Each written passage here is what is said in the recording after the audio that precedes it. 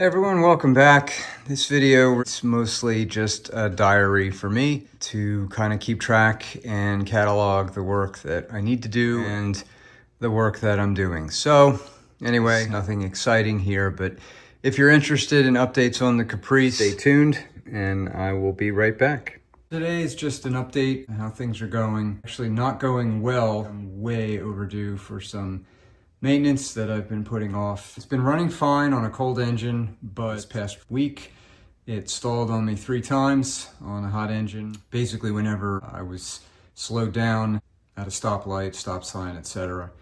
I had to keep the gas on a little bit while holding the brake to keep the engine RPMs up, just enough to prevent it from stalling, and then on the highway it ran fine. At this point, it's way overdue time to replace the carburetor. That has been on there now 14 years, and I'm also going to do some other maintenance. So I ordered a replacement carburetor that has been remanufactured. I ordered new spark plugs, intake manifold gasket, valve cover gasket, a fuel filter, PCV valve, intake manifold bolts in case I break any, some other minor things. So really I'm going to be trying to fix a few different problems, so I'm juggling some variables. Obviously with the low idle installing, I could have some problems with the carburetor, but that could also be in the PCV system, or that could be the EGR again, or the early fuel evaporator, or something with the emissions control. Some of this is going to be preventative or just taking a stab in the dark at what could be going wrong. So yeah, there's oil pooling a little bit on top of the intake manifold. That's why I'm looking at the valve cover gaskets and also the intake manifold gasket to see if that's an issue. My coolant over here has been looking dirty and I've been getting a little bubbling. So I'm really hoping that there's no coolant leak or any crosstalk there underneath the intake manifold. So I'm going to have to drain and replace the coolant as well as the oil when I do all this work. Let me take off the air filter housing and I'll show you underneath and talk about the carb for a little bit. So I probably mentioned before in other videos over the past few years, I take off that air filter housing and man, that air filter just reeks of gasoline. That's actually come all the way over to the vapor canister, which is down here, way down there, right there. And I've had a lot of gas fumes with the car after I run it until it cools off. I've suspected there's maybe float bowl or fuel issues here with the carburetor causing that smell. So with the air filter housing off there, let me take you in closer. Okay, here we are on the passenger side looking in. You can see here the electric choke. There's the EGR valve. And I'm going to show you, if you look right down there, is a pool of oil on top of the intake manifold. And I'm just going to touch it with the pencil to show you. It's hard to see in the video, but that is liquid right there. So in addition to the fuel issues, the stalling, poor performance of the carburetor, I know I've got some leaks here, and that's another thing when I'm replacing the carb and have this off, I may as well just take care of these other things as well. So in doing a lot of the research for the replacement carb and what exactly I'm going to be putting on here, really dug into the E4ME carbs and what they're all about, and learned a lot, but I'm just barely scratching the surface because obviously I'm not a mechanic and I don't know this stuff, so I'm learning as I go. So I just point out here, you see on the carb right here on the driver's side, you can see that stamp. That gives you a code that tells you a lot of information about that particular carb. So the 1985 Caprices with the 305 V8 engine, which this is, did not have the throttle body injector, the TBI.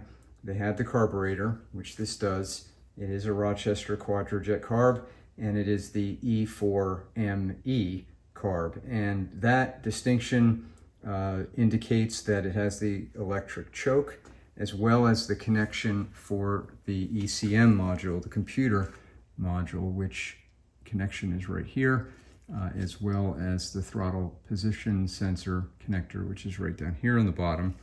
And the electric choke is the black face on this side, you'll see. So to keep this stock, I have to get another E4ME carb that has the connections to sync with the computer on this car and all of the vacuum and emissions hoses. So as I mentioned, this is a replacement from the original, and yeah, what am I going to say? And it was put on by a mechanic, and I just kind of took for granted what it was, that it fit, that it worked, and so on. And for the most part, it did. It worked really well for the years that it's been on the car, but now it's time for service again. So when I did my research, I started digging in and looking at, well, what information can I find out about this carburetor, and what can I find out about the original? And one of the things I'll show you based on when I decoded the codes here, that this carburetor is actually, was, at least the core was made in 1982, at the very end of 82. So it is a 1983 carburetor. The reman, of course, who knows what parts they put on it, where they came from, if it's from multiple carbs, but basically it is an E4ME. It has the controls, it has the connectors, it has the electric choke. But it was interesting to me that it really was not from a 1985 car. And here's the original carb that was on the car. And fortunately, I kept it when we replaced it. I didn't want to turn in the core, figuring someday I'd have this remanufactured, and I wanted the original carb back with the car. And here is the stamp. You'll see these 8 digits. And this is important for identifying the information about the carb itself. Looking this up online, the 170 here indicates 1976 and later. The 4th digit is the 8, that's the decade, so 1980s. The 5th digit here, the 5, indicates the year, so 85. The 2, that next digit, indicates it's a 4-barrel Quadrajet. The 0 indicates Chevrolet.